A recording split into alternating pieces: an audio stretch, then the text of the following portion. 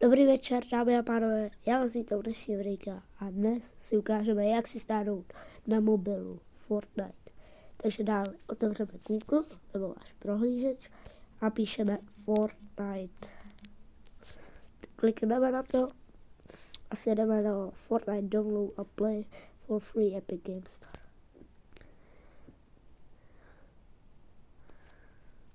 Tady si to stáhnete.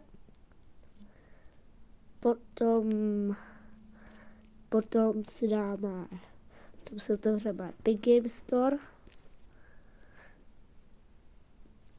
a prostě když budete mít updateovaný a budete se updateovat Epic Games Store, tak si ho updatenete. Lehký. Otevřeme, dáme Fortnite a dáme install. Tak jestli se vám video líbilo, můžete zanechat like a odběr a čus bus autobus.